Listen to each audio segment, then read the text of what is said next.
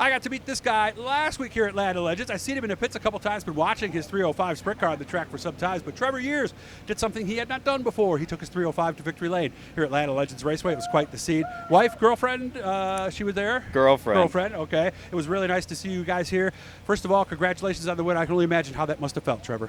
Yeah, it's been, like I said in the interview last week, been a long time. The last win we had was in 2017 with a 600. And we've been fighting to try to get back to victory lane. And, the cards were in our favor last weekend, and, we pulled it off. Had you been getting closer? Did you have a feeling that the win was coming?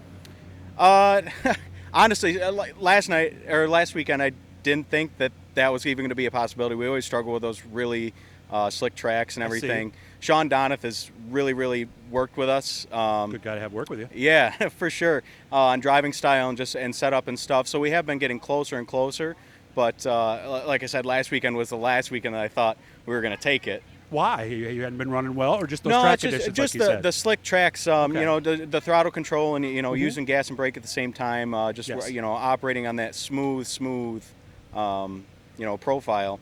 Was never my strong suit. Gotcha. I was just mentioning to you before we started this with Lime Rock. Lime Rock was such a small track, so it was really up on your wheel. You had aggressive movements and everything. So going from more or less that to smooth, on right? a half-mile large track that you have to be real diligent about your steering and throttle input. It was definitely a transition that took me a few years to get used to. Okay. So what was the biggest difference then? He mentioned setup, and he mentioned things you could do to drive to be better on the slick. Was it equally both, or was one more valuable than the other, do you think? I mean, when it came to, at the end of the day, like, we feel like we have a pretty decent knowledge on setup and everything, and there's always more to learn, for sure. Absolutely. But no, Sean working with me on driving style, that really helped, because he'd flat out tell me, he goes, you're going to do this wrong, and this wrong here, and, but this is how we can correct it. And the biggest thing was, being able to operate the brake and the gas at the same time, because my brain just didn't correlate both at the same time. It was always really, just you were one never or the touching other. both pedals at the same time? Oh, all night long, we're on the gas, but we're on the brake at the same time, and being able to really keep that car straight, dragging it into the corner. Yeah, kind of trail braking in rather than getting totally off the gas, right? Absolutely, yeah. That was the big thing of unloading the car and getting the suspension upset. Yes, and that's something like the big division that you'll see that in is sportsmen, because they need to keep their engines wound up, and again, you don't want the car to unload like that, because when you get off the gas, all the weight dives to the front and you lose the handle on the car, don't you? Right, exactly, and that was our biggest problem, is getting the whole car unloaded, and then almost getting an engine brake effect off of it from being so far off the gas. Yeah. Good stuff, guys, because people think that you just get off the gas, off the brake, on the brake. It is not that simple. Yep. What's your background? You said 270s?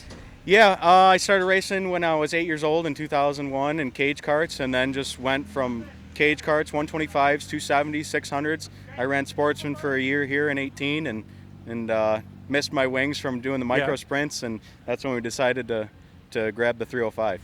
Eventually a 360, or?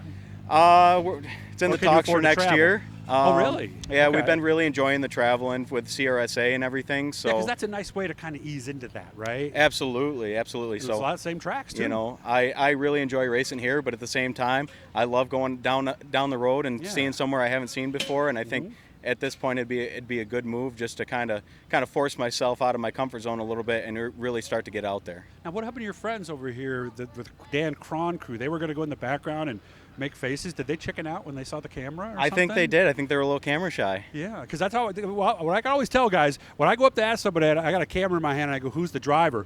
You should see everybody who's not the driver just moves away. Oh, I'll be the first one to sign up for it. It's fine. It's like roaches when you open up the cabinet door or in the light. Yeah, oh, they're gone. They don't want to be on camera. So, well, good job, man. Again, I was real happy to see you down in victory lane. We don't get many new winners, so. Yeah, it was really exciting. It's been a long time coming, and we were fortunate to capture one before the end of the season this year, and so we're just hoping for a good night tonight. All right, they're out there. So, hey guys, weren't you gonna mess up his interview?